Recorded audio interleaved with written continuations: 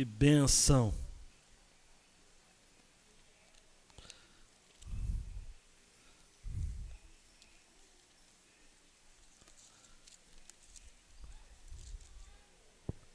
Hoje eu estava relendo um comentarista chamado Cídolo Baster, clássico, e ele estava dizendo que Jonas é o profeta mais mal compreendido ou incompreendido da história. E muitas vezes, amados e amadas, nós nos comportamos como ele. E se existe um personagem bíblico que se adequa a vários contextos da nossa experiência humana, esse alguém é Jonas. Cabe tudo, né? Cabe tudo. Jonas é um profeta do Senhor, segundo Reis, capítulo 14, vai falar de que ele é servo, tá? Ele é servo de Deus. Preste atenção. Filho de profeta, Amitai era um profeta. Jonas era atuante no século 8 antes de Cristo, na corte de Jeroboão II. Era alguém antenado com toda a política de expansão, de crescimento, de potencialidades que Jeroboão II almejava trazer para Israel em termos territoriais, em termos de infraestruturas, enfim. Jonas era contemporâneo de um outro profeta chamado Amós, que já tinha uma visão mais crítica a respeito deste tempo, deste momento, sob um olhar mais para os mais pobres, ele e Oséias também. Mas Jonas é alguém que está tão preocupado em defender a situação vigente que eu concordo com a maioria dos comentaristas que vão chamar Jonas de um profeta ideologizado, um profeta político, no sentido de que ele via Israel de fato como sendo algo que merecia ser protegido, abençoado, não é?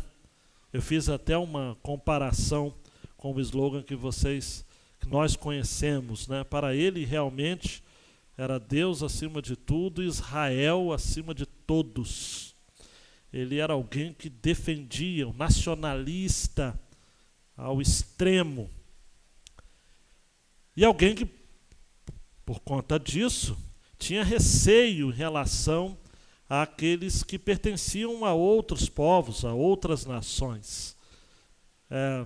Talvez chamá-lo de xenófilo seja um exagero, mas ele tinha dificuldades, vamos dizer assim, dificuldades em tratar com aqueles de fora de Israel.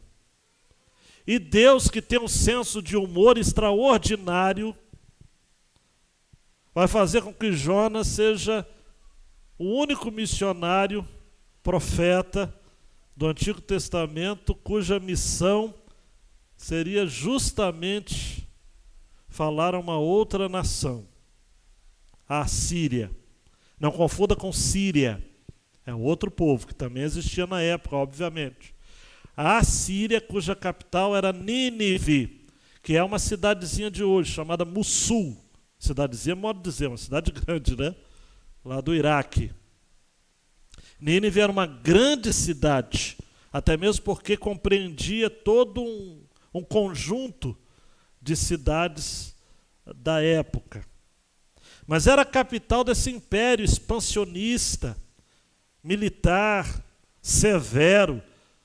Assista a mensagem de quinta-feira passada, eu citei aqui, ipsis literis, né, literalmente, algumas das sórdidas experiências e práticas de guerra dos assírios. Eles destruíam cidades inteiras, estupravam mulheres, matavam crianças, empalavam homens vivos.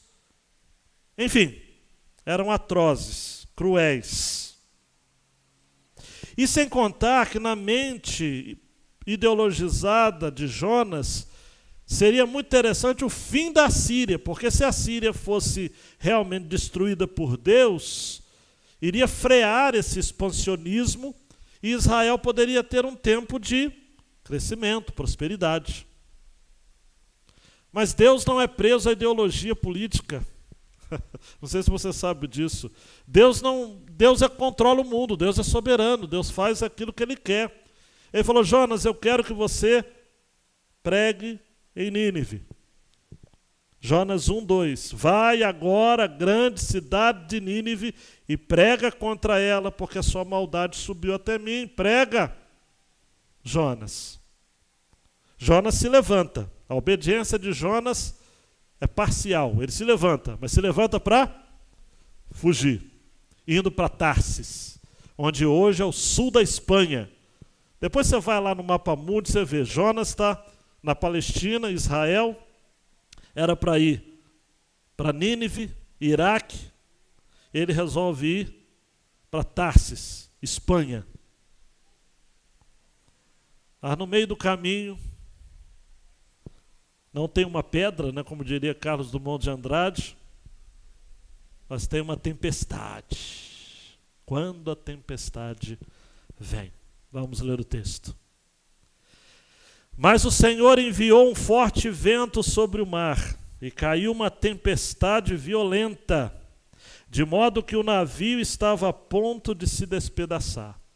Então os marinheiros tiveram tanto medo, que cada um clamou ao seu Deus, e atiraram a carga do navio no mar, para deixá-lo mais leve. Mas Jonas havia descido ao porão do navio, e tendo se deitado, dormia profundamente. É isso mesmo. O capitão dirigiu-se a ele e disse-lhe: Que fazes tu dormindo? Levanta-te, clama ao teu Deus, talvez ele se lembre de nós para que não morramos. E cada um dizia ao seu companheiro: Vinde e lancemos sortes, para sabermos quem é o culpado por essa tragédia que nos sobreveio. Então lançaram sortes, e a sorte caiu sobre Jonas. Então lhe disseram: Declara-nos agora por culpa de quem nos sobreveio esta tragédia. Que ocupação é a tua? De onde vens? Qual é a tua terra? De que povo tu és? Ele lhes respondeu: Eu sou hebreu, adorador do Senhor, o Deus do céu, que fez o céu, o mar e a terra seca. Então os homens ficaram com muito medo e disseram: Que é isso que fizeste? Os homens sabiam que ele fugia da presença do Senhor, pois lhes havia contado. Ainda lhe perguntaram: Que te faremos para que o mar se acalme? Pois o mar ia se tornando cada vez mais tempestuoso. Ele respondeu: Pegai-me e lançai-me ao mar, e ele se aquietará, pois sei que esta grande tempestade vos sobreveio por minha causa. Entretanto, os homens se esforçaram com os remos para voltar à terra, mas não conseguiam, porque o mar ficava cada vez mais violento. Por isso clamaram ao Senhor e disseram: Nós te rogamos, ó Senhor, que não morramos por causa da vida deste homem, e que não nos culpes pelo sangue inocente, porque tu fizeste o que te agrada, ó Senhor. Então pegaram Jonas e o lançaram ao mar, e o mar cessou a sua fúria. E os homens temeram o Senhor com grande temor. Então ofereceram sacrifícios ao Senhor e fizeram votos. Você pode dizer amém? Quando a tempestade vem. João Marcos, a grande ideia desta passagem: na tempestade da vida temos de avaliar se estamos nela como obedientes em missão com Deus ou desobedientes fora da missão de Deus. A tempestade, amados, é uma realidade que nos visita, está no nosso encalço o tempo todo. A nossa história é formada por tempestades. Se você já levantou a sua mão para o céu e já disse o seguinte: Senhor, que grande tempestade eu estou vivendo neste momento da minha vida, eu lhe indicaria, eu lhe sugiro que você não fique assim e não pense assim. Pelo contrário, você esteja dizendo: Deus, me dê graça para passar por esta. Eu não sei aquilo que o Senhor ainda tem para mim no futuro, mas que eu não desonre o seu nome, que eu me mantenha obediente ao Senhor, porque o dia de amanhã ao Senhor pertence. Nós temos, amados, entendido de que Jonas é alguém que tem uma missão. E essa série eu tenho chamado assim: olha, não fuja da missão. Não fuja da missão. Missão, amados, Tim Keller vai dizer, não é apenas para uma elite espiritual, ou para os que estão descansados, ou para pessoas que têm o dom da palavra, ou personalidades extrovertidas, ou ainda para os que têm formação teológica. Missão, amados, é para toda pessoa que pertence a Cristo. É para mim e é para você. O nosso Deus é um Deus que, por natureza, é um Deus que envia. Agora você segura aí na cadeira, tá? Deus nunca nos chama para nos abençoar, sem também nos enviar para ser uma bênção para os outros. Esse ponto é tão importante que é bom repetir, né? Deus nunca nos chama para nos abençoar, sem também nos enviar para sermos uma bênção para os outros. É isso que Jonas precisava aprender. Deus estava ali para abençoá-lo, mas Deus estava ali para usar a vida dele para abençoar tantos outros. Mas Jonas não estava entendendo assim. Jonas ouviu o chamado de Deus: olha, vai agora à grande cidade de Nínive. E ele não quis. Então, o que aconteceu? A tempestade veio. Uma grande tempestade. Quem não quer ir para uma grande cidade, vai ter que passar por uma grande tempestade. É sempre assim. A estrutura desse texto é simples, mas muito interessante. Enquanto a tempestade vem, Jonas dorme. Dorme de roncar. Talvez alguns já estejam seguindo Jonas aqui. Enquanto a tempestade vem, Jonas é confrontado. E Jonas é o único crente naquele navio, mas ele é confrontado pelos não crentes ali, pelos pagãos. É vergonhoso, amados, mas isso acontece nos nossos dias também. Gente crente que é confrontada pelos ímpios, por conta do seu mau testemunho. E por fim, enquanto a tempestade vem, Jonas é convencido, ainda não é convertido, mas ele é convencido, ele cede, ele se lança ao propósito de Deus, sem saber o que lhe aconteceria depois. Porque, deixa eu só abrir um parênteses, é muito fácil para a gente que conhece a história entender que Jonas pediu para ser lançado ao mar, e a gente conhece.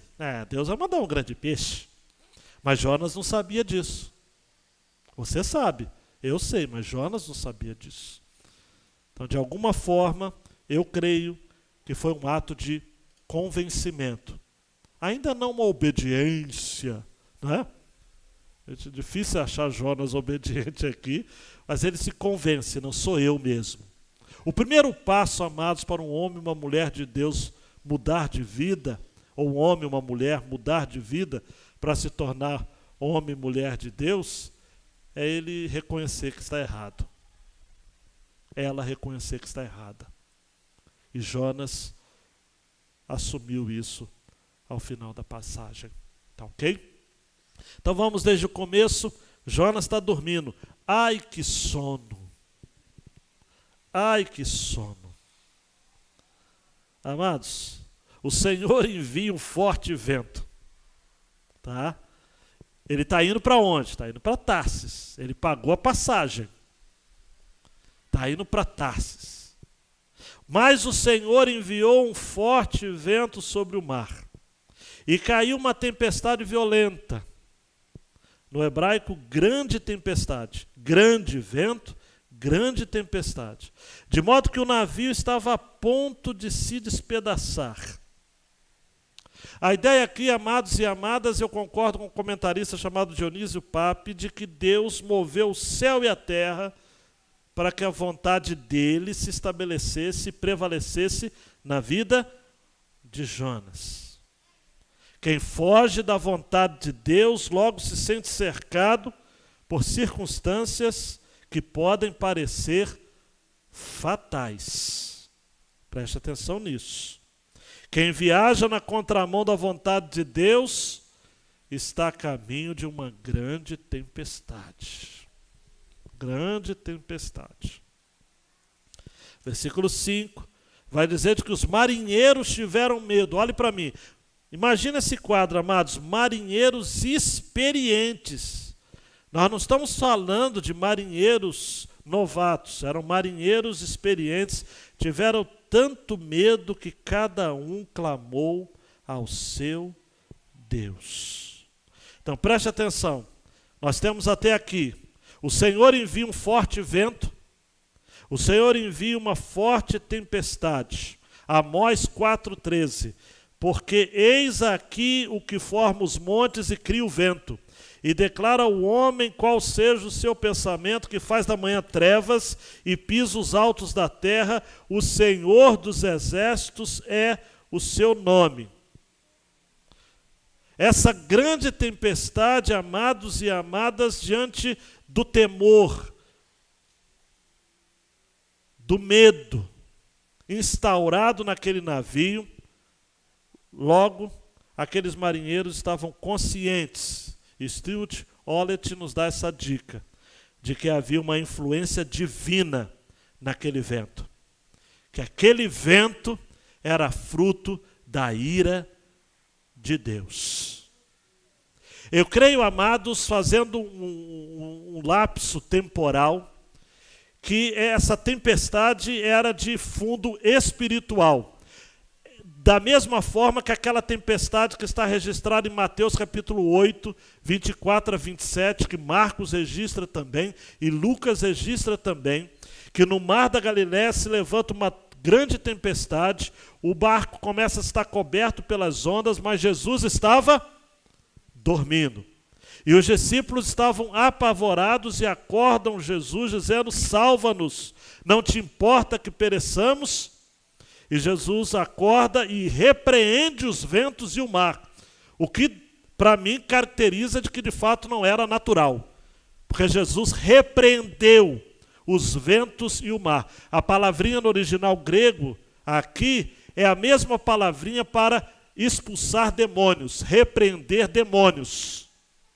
Não sei como fica isso na sua cabeça, mas eu vejo que Deus é soberano, traz o vento, o mar e a tempestade, e de certo modo o diabo obedece a sua voz e dá uma mãozinha para tumultuar a situação.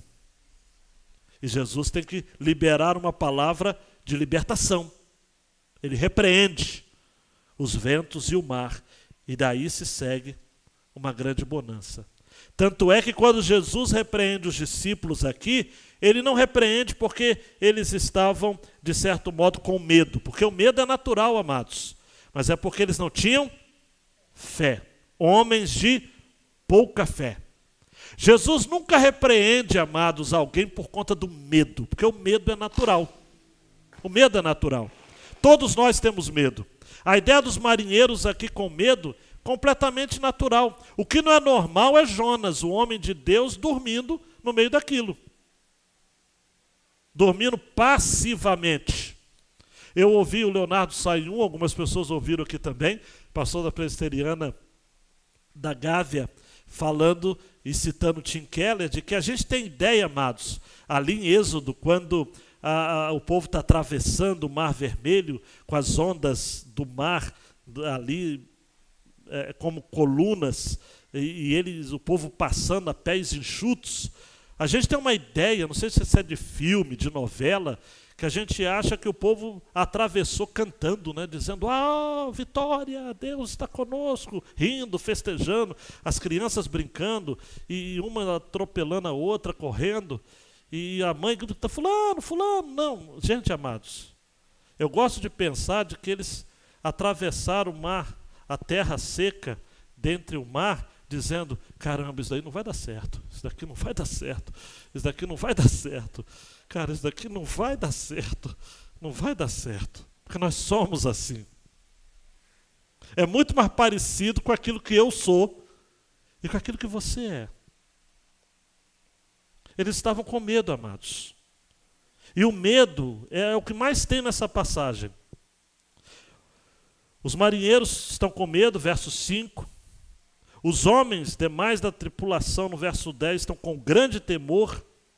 E no verso 16, eles temem ao Senhor depois da bonança. Amados, a situação está tão séria, no versículo 5, que diz que cada um começou a clamar ao seu Deus.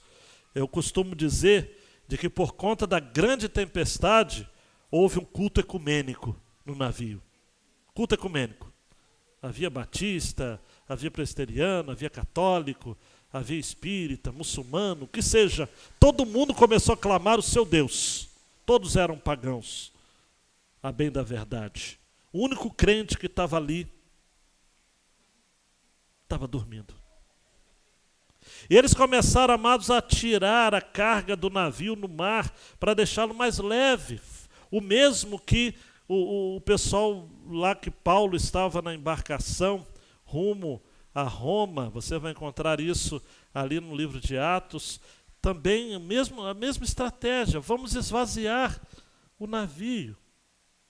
Mas Jonas, diz o final do versículo 5, havia descido ao porão do navio e, tendo-se deitado, dormia profundamente. O original aqui hebraico para dormir profundamente é o mesmo verbo que é usado para quando Deus fez Adão dormir, para que da sua costela fosse criada a mulher. Tá? Então põe sono nisso. Dormia profundamente.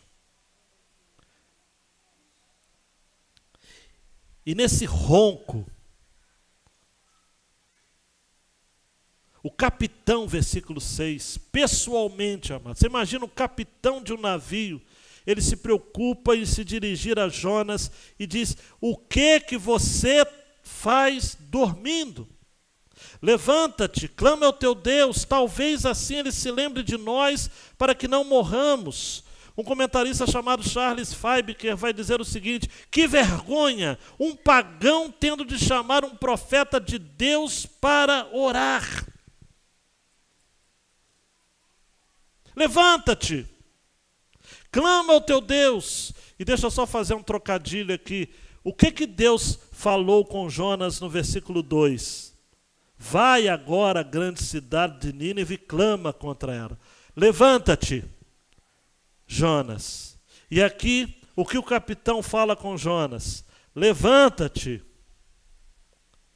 Amados, esse profeta só queria ficar deitado. Esse profeta, amados, à semelhança de muitos de nós, ele havia sido alvo da misericórdia de Deus, mas ele não estava disposto a anunciar essa misericórdia para as outras pessoas. A semelhança de muitos de nós, amados, e está aí a nossa dificuldade muitas vezes de marcar visitas, é a nossa dificuldade de se relacionar com pessoas com desejo intencional de compartilhar o Evangelho, é porque nós que fomos alvos da misericórdia de Deus, simplesmente nos esquecemos de que nós fomos alvos da misericórdia para sermos proclamadores dessa mesma misericórdia. O que fazia Jonas dormir profundamente, amados, era o sono da passividade, do comodismo, da acomodação. Ele não estava disposto a participar daquilo que Deus estava fazendo no mundo. Mas, versículos 6 a 9, nós encontramos a necessidade de Jonas responder uma pergunta capital: quem é você? E amados e amadas, o Senhor nesta noite lhe chamou aqui para que você também responda essa pergunta: quem é você? Quem é você? Quem é você? O texto vai dizer no versículo 6 que o capitão mandou Jonas se levantar e orar. Versículo 7, há uma reunião ali sendo anunciada para que sortes fossem lançadas, para saber quem era o culpado por aquela tragédia. Antes de você ficar em crise, algo muito comum, amados, na época, lançar sortes, não era contra a vontade de Deus. Você vai encontrar isso no caso de Acã, Josué 7,16, quando foi feita a divisão da terra, Josué 15,8, no caso da transgressão de Jonas, 1 Samuel 14, 36 a 42, no Novo Testamento, na escolha de Matias, que substituiu a Judas. Fato é que Provérbios 16, 33 diz: a sorte se lança no regaço, mas do Senhor procede toda a decisão. Deus é soberano sobre todas as sortes lançadas aqui. Tanto é, amados, que foi lançado sortes e a sorte caiu para quem? Para Jonas. Eu não sei se é sorte ou azar, mas Jonas foi identificado. E Jonas deve ter pensado: eu não posso fugir do teu espírito, nem andar distante de ti, Senhor. Deus é soberano, amados. A sorte foi lançada, caiu justamente sobre Jonas e fizeram-lhe então perguntas. Declara-nos agora, por culpa de quem nos sobreveio essa tragédia, que ocupação é a tua, de onde vens, qual é a tua terra, de que povo tu és? E aí, amados e amadas, no versículo 9, curiosamente, olhe para mim, curiosamente Jonas começa respondendo pela última pergunta. Ele diz: eu sou hebreu. Eu sou hebreu, adorador do Senhor, o Deus do céu que fez o mar e a terra seca. Por que Jonas disse eu sou hebreu? Porque a sua situação étnica, a sua identidade estava em que povo ele era. Ele é alguém tão obtuso, amados, tão obcecado por Israel enquanto nação. Ele usa essa expressão hebreu, que pela primeira vez vai aparecer no livro de Gênesis, capítulo 14, versículo 13, referindo-se a Abrão, o hebreu. Ele era alguém, amados, um nacionalista. Cuidado, amados. Amar a nação que nós estamos inseridos, que o Senhor nos colocou, é bênção.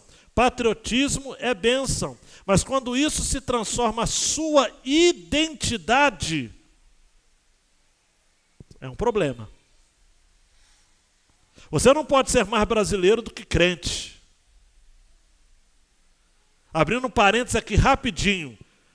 Você lembra daquela história que eu contei de um irmão que foi pregar nos Estados Unidos por ocasião daquela situação, Irã, Estados Unidos, aquela história toda, a invasão da embaixada americana.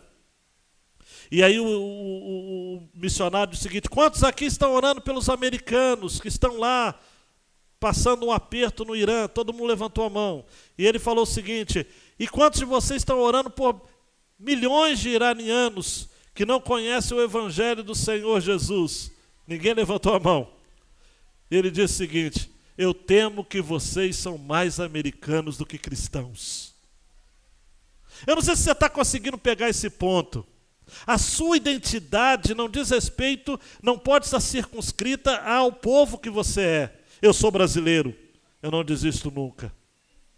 Ou aquela propaganda da Dolly, né, que eu e o João ficamos olhando assim, dizendo: meu Deus, o que é isso? Eu sou brasileiro, não tenho medo de estrangeiro. Para! Quem é você? O que você faz? Qual é a sua missão? Jonas disse, eu sou hebreu. Mas tem uma outra brincadeirinha linguística que eu quero propor para vocês. A palavra hebreu, no original, significa aquele que anda, aquele que passa, devido ao fato de que os hebreus eram nômades. Então Jonas está dizendo, eu ando por aí. Eu sou hebreu. Eu tenho uma tradição, tenho um nome a zelar. Eu sou filho de Abraão. Podemos inferir que a sua etnia, infelizmente, era o fator mais preponderante em sua identidade. Jonas se esqueceu, amados, de que nós somos, o que nós somos para Deus é mais importante do que o que nós somos para os outros homens e mulheres que convivemos. A nossa fé tem que ser maior do que a nossa nacionalidade. A nossa fé tem que ser maior do que o nosso nacionalismo. Nós não podemos amar tanto ao Brasil a ponto de odiar outras nações. Cuidado, amados. Eu vejo crentes postando determinadas coisas, fazendo determinados comentários, associando-se a visões extremamente, aí sim eu posso fazer o uso desse termo, xenófonas. Cuidado com isso. Eu e você não podemos nos esquecer daquilo que cantamos, vez por outra, aqui na igreja. Escolhido, perdoado, eu sou quem dizes que eu sou. Tu és por mim até o fim. Eu sou quem dizes que eu sou. Mas no versículo 9 há uma declaração de fé robusta, amados, mas meio que insincera. Jonas diz, olha, eu sou hebreu.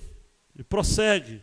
Adorador do Senhor, o Deus do céu, que fez o mar e a terra seca. Como se Jonas estivesse dizendo, olha, o Senhor que fez esse mar, é o Senhor que está fazendo essa tempestade, é o Senhor que criou todas as coisas. Mas a pergunta que não quer calar é, até que ponto a fé em Deus como Criador de todas as coisas fazia com que Jonas temesse a esse Deus? De que adianta acreditar em Deus e viver como se Ele não existisse? De que adianta acreditar de que Deus pode, sem dúvida nenhuma, fazer todas as coisas, mas sem entregar a vida a Ele? Há um filósofo chamado Alvin Plantinga que diz o seguinte, a crença em Deus significa confiar em Deus, aceitá-lo, entregar-lhe a nossa vida. Se você não está disposto a entregar a sua vida, não faz muito sentido acreditar em Deus. E o filósofo continua, não faz muito sentido acreditar em Deus e agradecer-lhe pelas montanhas, sem acreditar que há tal pessoa a quem agradecer e que ela é de algum modo responsável pelas montanhas. E aí ele cita, e eu cito para vocês também, Hebreus 11:6. É necessário que quem se aproxima de Deus creia que Ele existe, mas não para por aí, e recompensa os que o buscam. Tá? Estão comigo? Agora é que vem o grande finale. Quando Jonas diz, dá um clique aí, João. A culpa é minha. A culpa é minha. Ele faz essa declaração linda no verso 9. Os homens ficam com muito medo e começam a dizer para ele, que é isso que fizeste? Os homens sabiam que ele fugia da presença do Senhor. E lhe perguntaram, o que te faremos para que o mar se acalme? O mar ia se tornando cada vez mais tempestuoso. Os pagãos, amados, temiam mais ao Deus de Jonas do que ele mesmo. Jonas estava fugindo da presença de Deus e estava trazendo maldição para onde quer que ele fosse. Jonas aqui é uma maldição ambulante. Isso vale para mim e para você. Quando você está fugindo de Deus, você se torna uma ameaça para a sua família, uma ameaça para os seus colegas de trabalho, uma ameaça para o bairro, uma ameaça para a sociedade, uma ameaça para o mundo. Porque você, quando foge de Deus, você começa a ser uma desgraça ambulante. E o diabo passa a estar coladinho em você. Porque se é verdade, como Spurgeon, falaram a respeito de Spurgeon, né? Spurgeon ora tanto que quando ele ora, Jesus está do lado dele. Alguém disse a respeito dele. Também é verdade o que Billy Graham disse. Toda vez que um homem pensa em navegar para longe de Deus, o diabo tem sempre um barco pronto. Jonas está ali. Mas ele diz, amados, todos se alamavam, procuravam saber se tinham feito algo, se poderiam fazer algo para resolver a situação. Jonas diz, a culpa é minha, me joguem ao mar. Versículo 12, pegai-me e lançai-me ao mar, e ele se aquietará, pois sei que essa tempestade vos sobreveio por minha causa. É aí que Tim Keller gosta de falar, o amor só é verdadeiro se ele for sacrificial. Jonas, eu me entrego ao sacrifício, eu estou disposto a morrer porque a culpa é minha mesmo. Eu estou fugindo de Deus e Deus está aqui comigo no barco. Eu não sei para onde eu vou fugir, eu não sei para onde eu vou. Eu sou um fugitivo, eu sou um errante, eu sou um vagabundo na terra. Essa palavra vagabundo no original significa isso, alguém que está fugindo. A primeira pessoa que o texto bíblico fala que está fugindo de Deus é Caim. Eu estou fugindo da presença de Deus. A presença de Deus, amados, no original é a face de Deus. É a presença que Jacó viu ali no Val de Jaboque, quando ele vai chamar Deus daquele lugar, dizendo o seguinte, eu vi o Senhor, é Peniel, a face de Deus, a presença de Deus. Mas Jonas, amados, ele demonstra seu caráter justo. A despeito de seus pressupostos egoístas, em nenhum momento ele se importa pelos outros, mas aqui ele diz o seguinte, olha, vamos acabar com isso logo. Pegai-me e lançai-me ao mar. Versículo 13, amados, os marinheiros pagãos são mais amorosos do que Jonas. Ainda ficam pensando se alguma coisa poderiam fazer, ainda se esforçam. Amados, um homem chamado Oswaldo Alves colocou assim, pensa comigo nessa narrativa. Tenta imaginar junto comigo, os olhos arregalados, as roupas esfarrapadas, encharcadas de água grossa e salgada, esbravejavam chicoteando com os remos as ondas furiosas, mas o vento com golpes violentos e teimosos empurrava o navio para longe da praia. A luta não era só contra o mar espumando de raiva, não. A luta mortal se travava também, muito mais dolorosa, na consciência simples daqueles rudes e sofridos marinheiros. Eles se agarravam como náufragos ao próprio Deus de Jonas, para que este não os castigasse. O testemunho confuso de Jonas, mesmo fugindo de Deus, serviu para passar aos marinheiros a noção do Deus eterno. Por isso que, versículo 15, Jonas é lançado ao mar, o mar cessa sua fúria. E no versículo 16 diz que os homens temeram o Senhor com grande temor e ofereceram sacrifícios ao Senhor e fizeram votos. A maioria dos comentaristas concorda, amados, que todos, preste atenção, todos os marinheiros e a tripulação daquele navio foram convertidos. Aí olha para mim, Deus tem um senso de humor extraordinário.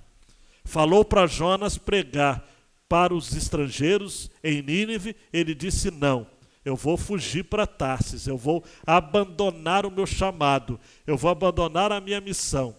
Deus o coloca num navio, manda uma tempestade e agora ele sai do navio e deixa uma congregação já pronta. E sabe o que isso significa, amados?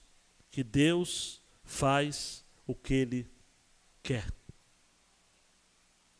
Hernandes Dias Lopes vai dizer, Deus nos usa, não é apenas por nossa causa, mas Ele nos usa apesar de nós. A causa da vitória não está em nós, está em Deus. Na intenção de fugir de Deus e da sua missão, Jonas acaba sendo instrumento para a salvação para muitos povos. Porque é Deus quem faz. É Deus quem faz. E eu vou parar aqui neste ponto para trazer a você rapidamente algumas lições para você ir para sua casa pensando.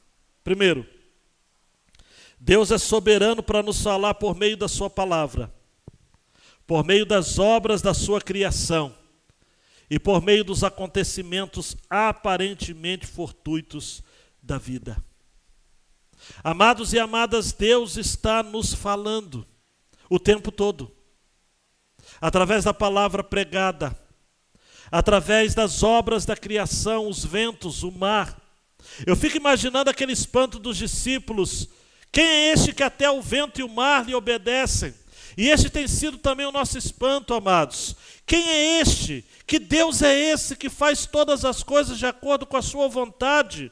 Quem é este Deus que faz com que, por causa da tua vontade, viessem a existir todas as coisas e fossem criadas?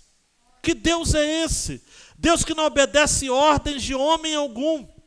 Deus que não tem senhor e só servos. Nosso Deus é soberano. Ele faz o que Ele quer. Ele está no controle de todas as coisas. Segundo, o nosso sono, amados, é uma bênção de Deus. Mas se ele não se restringir ao propósito de descanso do nosso labor diário, ele pode se tornar uma fuga da nossa missão. Cuidado com o sono. Eu não vou jogar em direta não, mas talvez você esteja dormindo demais. Ou talvez você esteja dormindo de menos. Eu não sei quanto a você, mas às vezes durante o dia, principalmente ali próximo a meio-dia, meio-dia e meia, eu que acordo às 6 da manhã todos os dias, excetuando sábado e domingo, eu preciso dormir 10 minutos no relógio. Me renova para o restante do dia. Dormir é um dom de Deus. Saiba disso. O livro do Mahana, ele fala isso. Receba de Deus o dom de dormir e reconheça o propósito dele para o sono. Salmo 3,5 diz: eu me deitei e dormi, acordei porque o Senhor me sustentou. Mas, amados, preste atenção aqui, o sono de Jonas não era normal, não era de cansaço. O sono de Jonas, usando a expressão de um ministro escocês do século XIX, Hugh Martin, era o sono da aflição, é o sono da tentativa humana de escapar da realidade, ainda que por pouco tempo. Cuidado. Qual o seu sono? É o sono de Jesus na tempestade?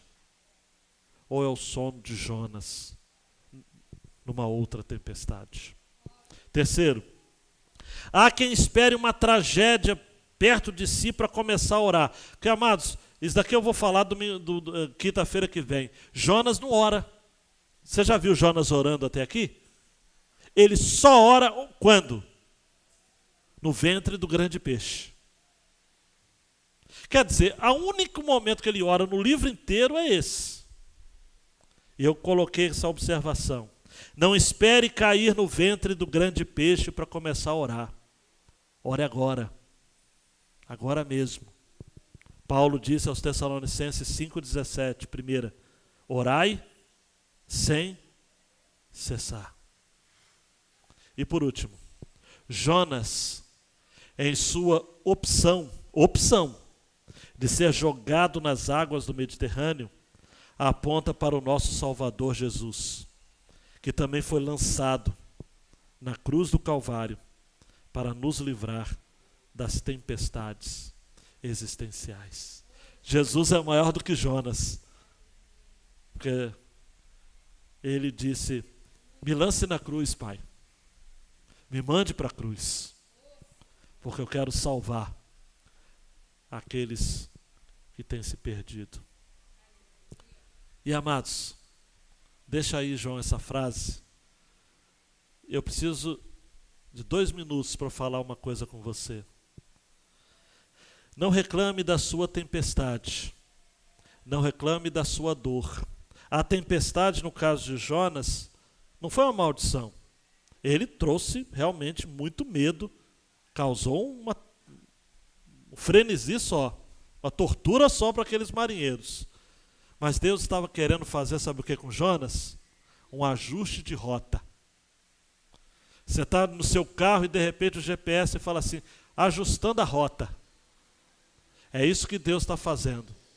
Ajustando a rota. Redefinindo a rota. Não reclame daquilo que você tem sofrido. Não reclame da sua tempestade. Não reclame daquilo que estamos vivendo no mundo.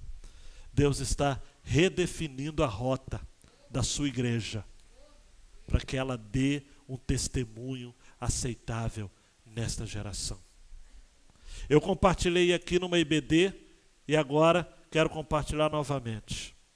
Um conto de fadas de uma bruxa malvada que vivia num chalé afastado. Quando apareciam viajantes à procura de algum alojamento, ela lhes oferecia refeição e uma cama confortável. Era a cama mais incrivelmente confortável em que qualquer um deles já havia dormido. Só tem que era repleta de magia. Quando o cidadão ou a cidadã dormia profundamente, quando o sol nascesse, ela se transformava em pedra. Então a pessoa se tornava uma estátua na coleção da bruxa. Uma jovem foi forçada a servir essa bruxa. E essa garota então começou a ficar com pena das vítimas daquela cama confortável.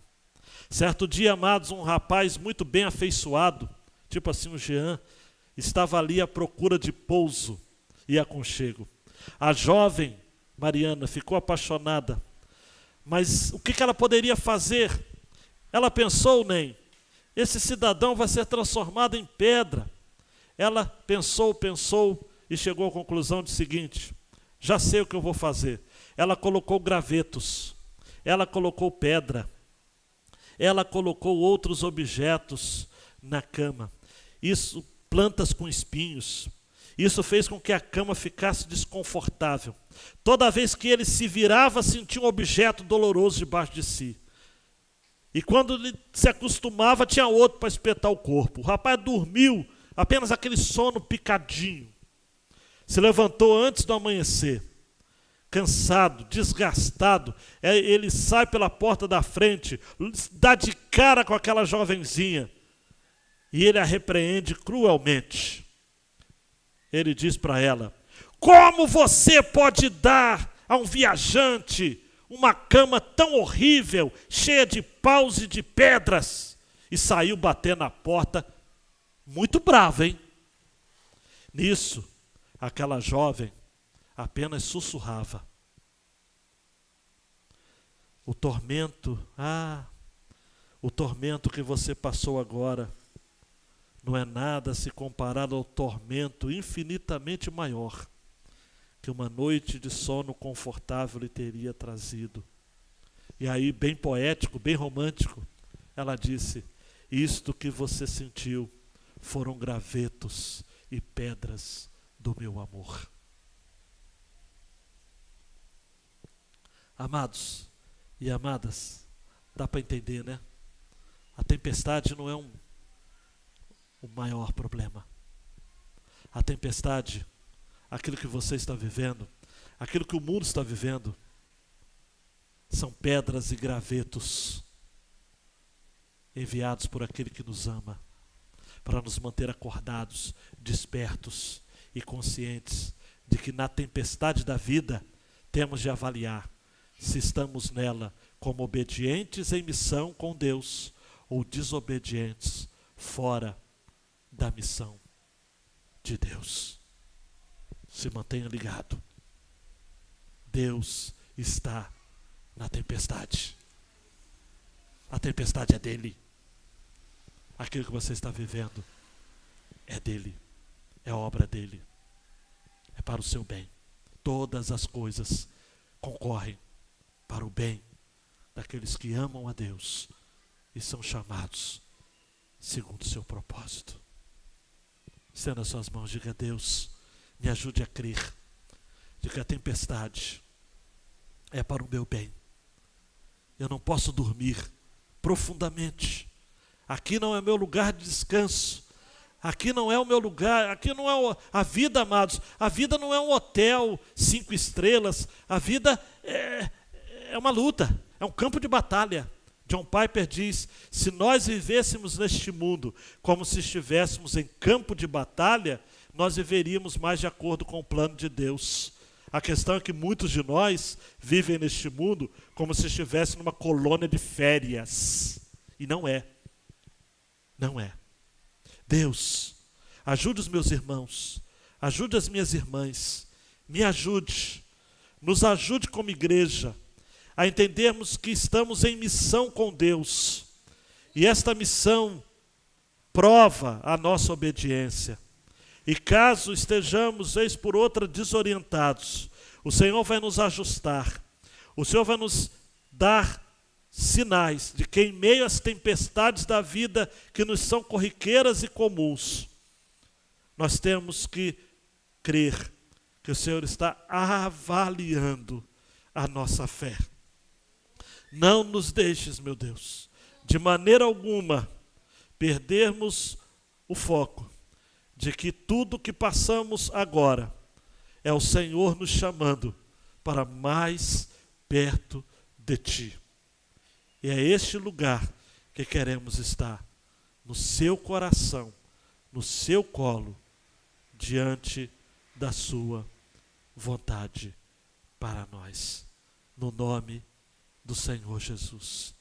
Amém. Amém. Que Deus abençoe ricamente a sua vida, meu queridão, minha queridona, e lhe dê essa paz que excede todo o entendimento, a despeito da tempestade.